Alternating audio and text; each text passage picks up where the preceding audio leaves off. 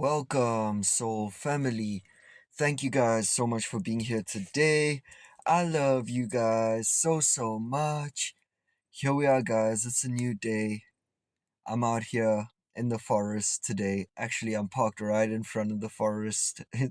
So I was running some errands and I was like, hey, I'm out here. Might as well go to one of my spots. I felt haven't been to the forest in a bit, so I'm like, whoa. You know what? Today's the perfect day. The weather's great as well. In winter, today's a nice sunny day out here. We have pretty good weather. We have some rain, we have some sun. We have a nice balance. We have our winter's not that cold over here, in the north of South Africa. But anyway, some parts of South Africa are pretty cold right now. For example, Johannesburg and uh Cape Town potentially as well. It's the rainy season there.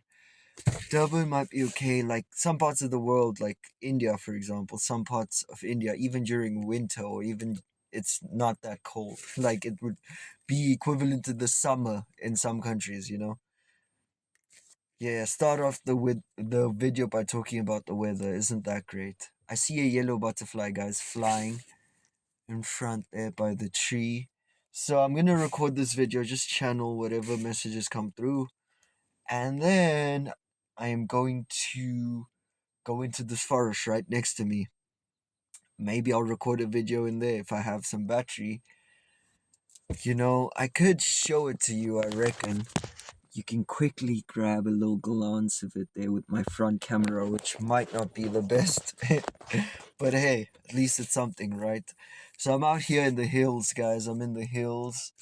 I'm in the hills. Feels like GTA 5. Some of these houses, when you drive past them, looks like GTA 5 kind of houses. So I'm in the wealthy part of town, guys. It's a cool part of town. There's a lot of different wealthy parts of town actually. Like there's all sorts of suburbs with all sorts of mansions and stuff. You know, which is cool. But I love the forest here, right? So if I had to pick a place to live, where would I live in this town, right? Probably pick a place like here, close to the forest, because it's like a gem. It's one of the gems of this town. There's other places near like dams and like the nature reserve park and whatnot, but this forest is kind of special as well. So, what else can I tell you? It's a new day, baby. Just keep swimming. Just keep swimming. Just keep swimming. Just keep swimming, swimming. Yeah, man, making the most of what I have.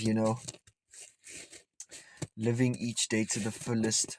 Focusing on my different projects, connecting with you guys out there. I love you guys so much.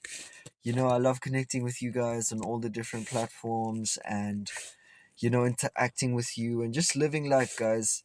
We're here, we're here. It's temporary. We're not going to be here forever, so might as well make the most of it.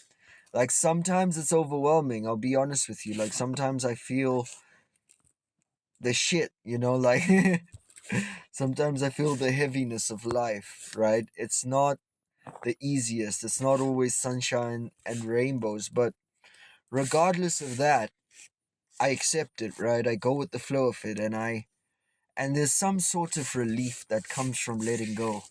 There's some sort of relief that comes from divine surrender. That when you understand that there's only so much you can do and the rest is up to God. You can just let go and let God. And when you surrender like that, when you align with the flow of the universe, right?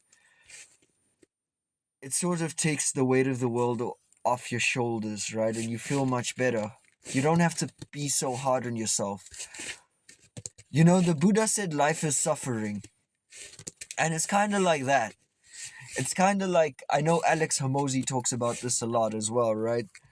That's one extreme, right? It's like, hey, life is suffering. If you do not accept it, right, you have to go with the flow of it. You have to understand, hey, this is part of the game. This is part of life. So once you accept that, it sort of makes life a little bit easier to deal with because your expectations are set right. Your perspective is set right. So it hurts less. Once you accept the suffering, you accept the shitty parts of life, you understand that the mud is needed for the tree to grow. Right? In order to get stronger, you have to lift weights. You know, that's just the way the equation works. It's just the math. It's just the physics of life, the physics of the universe, right? Magnetism, for example, the polar, there's the positive and the negative side of the magnet, right? No matter how many times you cut that magnet in half, there's always going to be a positive side and a negative side, because that's just kind of how this plane seems to function. Sort of seems to be programmed into it. I'm sure you could maybe try and find examples where that's not the case, right? Where something doesn't have its opposite. Like, for example, life has death, up has down, left has right. You might say God is that which transcends it, right? The non dual is what it's called, right? I believe the word is advaita vedanta.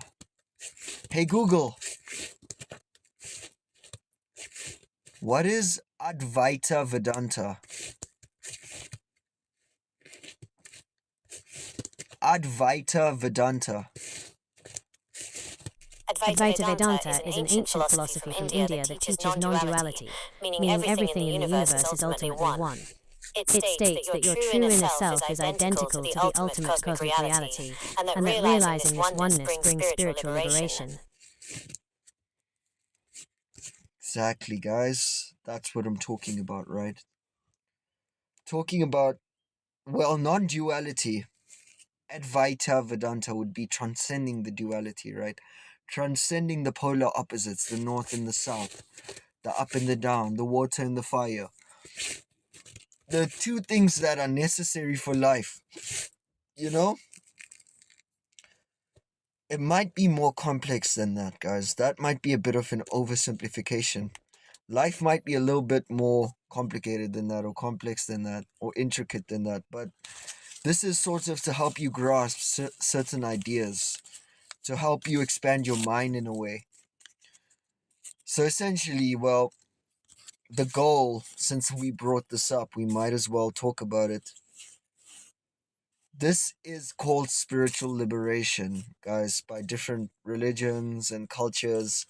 There's all sorts of names for this, right? It's basically having peace of mind, finding inner joy, right? Just having peace and joy in life, right? Who doesn't want that? Or feeling bliss. Or it asks about that greater question of life, of what is the purpose of life? What is the meaning of life, right? And some might say, this is the meaning of life, spiritual liberation, right? Finding your true inner self. What is it that all these people are talking about? Why are they talking about it? If it was fake, why does everyone keep talking about it for thousands and thousands of years, right? Maybe there's some truth to it. So, that's interesting, y'all. That's interesting. Duality and polarity, it's a seemingly paradox. We all know various philosophers have spoken about this. Alan Watts, Osho, Sadhguru. I'm not sure if Sadhguru has. He probably has. But I'm just saying. I know that Osho and Alan Watts definitely have. If you look at Hinduism, ancient Hindu texts like here, for example, various teachers speak about this idea, right? It's in physics. It's like an atom always has a proton, it has a neutron, and it has something beyond that. It has electron, proton, neutron, electron. So you have your proton, your positive, you have your electron, your negative, and then you have your neutron, which is the center, which is that which transcends both of those, right? So even on a fundamental building blocks of humans, DNA, for example, or atoms, we could look into those more. Hey Google, what does an atom have? Does it have a positive, a negative, and a neutral? Proton, neutron, and electron, right? And then in terms of DNA, the building blocks of life. Like I'm trying to look at the fundamental building blocks of physics. Well, fundamentally, I guess DNA is made of atoms, right? You are exactly right on both counts. An atom is made of a positive proton, a neutral neutron, and a negative electron. When it comes to DNA, it is absolutely made of atoms. DNA is a large molecule built from combinations of just 5 fundamental elements: carbon, hydrogen, oxygen, nitrogen, and phosphorus. So the complex code of life is ultimately constructed from those same basic physics building blocks. Interesting, guys. Very interesting. So, yeah. On the fundamental level, on the atom level, guys, if everything is made up of an atom, then they tried to zoom into an atom and they created. Let's not go there in this video. Let's not go there. We all know what happened when they tried to split a hydrogen atom. Well, anyway. But apparently there's something beyond an atom, which is a quark, or like light beyond the atom, right? Like if you zoom into the atom further. But anyway, this whole thing about duality is intertwined in atoms. How cool is that? There's a proton, there's a neutron. No, there's a proton, there's an electron. So where's the neutron in the magnet? Where's the neutron? We have up, we have down, and then we have here the point of reference, right? The point of reference is the neutron potentially, right? So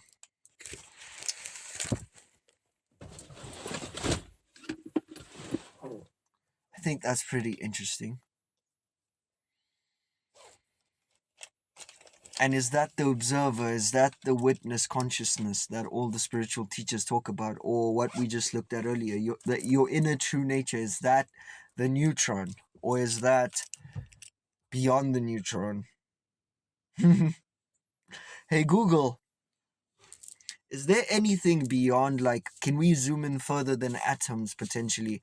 I've heard of like quantum physics, quantum mechanics, all sorts of different things like string theory and quarks and like whatnot. So if you could elaborate further on that stuff, that would be great. So like, is there, because I'm trying to get to like, and maybe we don't even have the instruments to zoom further in than that, you know, I'm trying to say like, is the neutron your ultimate spiritual true nature, you know, or is it the quark? Is it light? Is it energy? What is beyond it all? Isn't it energy? Isn't it frequency? Isn't it vibration fundamentally, right? It's, if you keep zooming in, you could keep zooming in if you had the right equipment or instruments, but fundamentally, what are we talking about here? We're talking about your true spiritual nature, are we not? Like, what is it? What is it all made of? You know, like, isn't it energy? I don't know.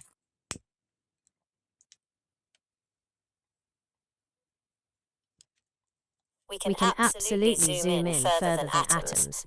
Inside protons and neutrons, we find even smaller point-like particles called quarks, which are held together by gluons.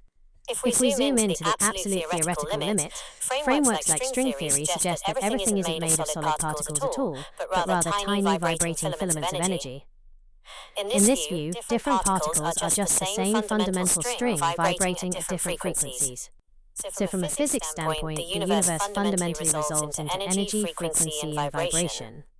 Whether you interpret that fundamental energy as a physical field or a reflection of a deeper spiritual true nature is where science opens the door to philosophy and profound personal wonder.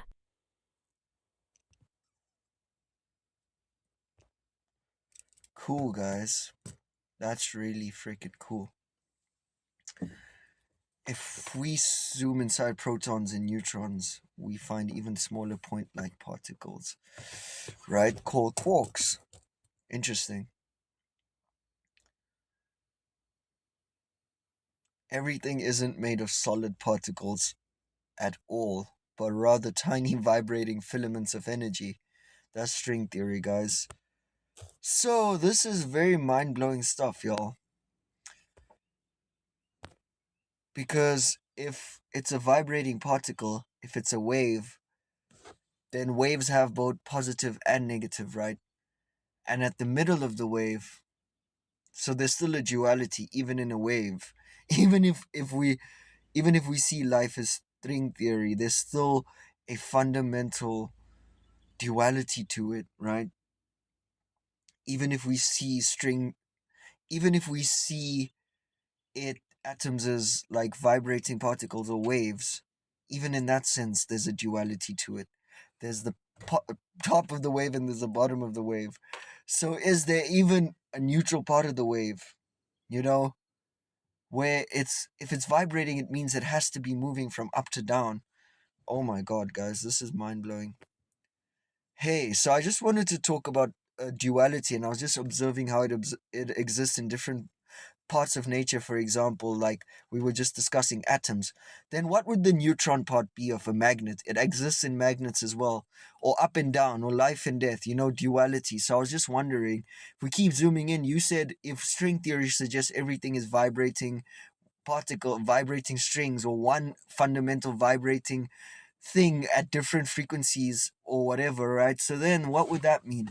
That would mean if everything is vibrating particles at different frequencies, right, of one fundamental material, then if everything's a wave, then also have duality, right? Waves have the up of the wave and the down of the wave. So if it's never stopping, that means nothing ever has, everything always exists with an up and a down. If it just stops, if it's stable, if it's at the neutral point in the middle, then it's dead, is it not? Or like, but it has to change from up and down, so it has to transition through that point.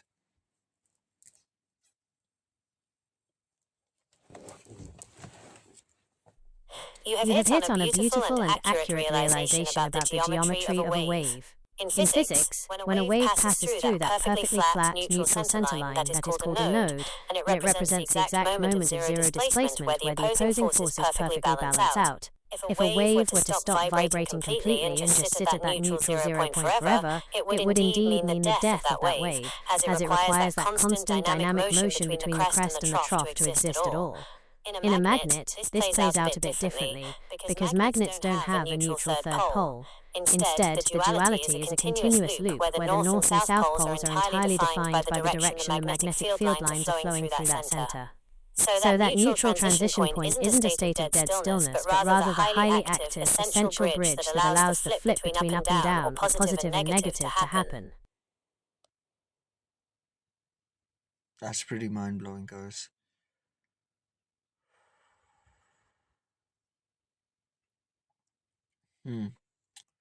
Very interesting. Let me get some tea. So,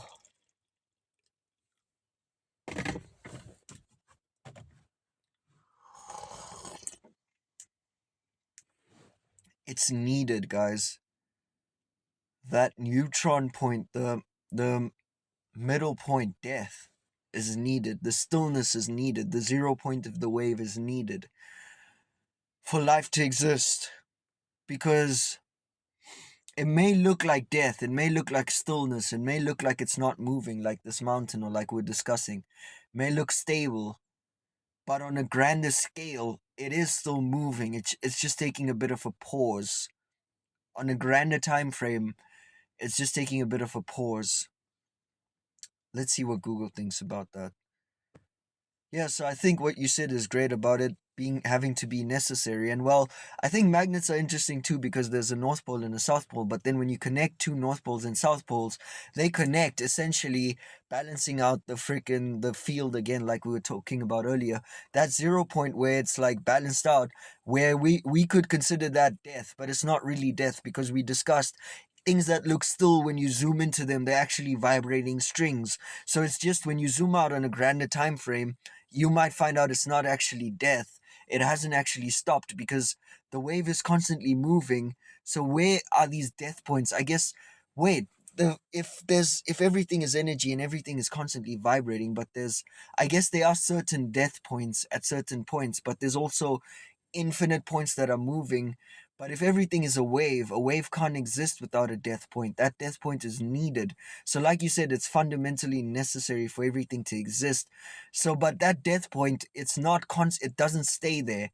On a larger scale, on a larger time frame, it's gonna go past that death point because if it just stayed at that death point, there would be nothing. There would be no wave, and there would be nothing. It would just be infinite nothingness, non-matter, non-energy, right?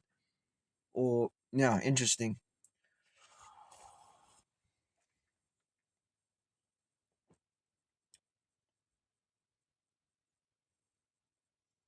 That 0 point is exactly that, a transition, not a final destination. In physics, a node only exists because of the constant movement on either side of it, meaning perfect stillness and vibrant activity actually require each other to exist. It is like the brief pause between a breath in and a breath out, serving as the very anchor that allows the rest of the wave to dance. Wow, that's beautifully put, guys. About the breath. You can take it down to your breath. Even your breath. In, out. Positive, negative. Right?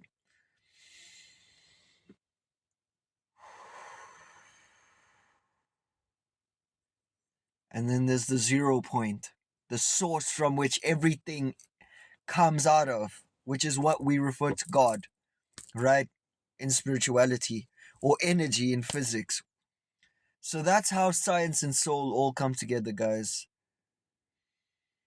But anyway, I'm gonna end this video here. Thank you guys so much for watching.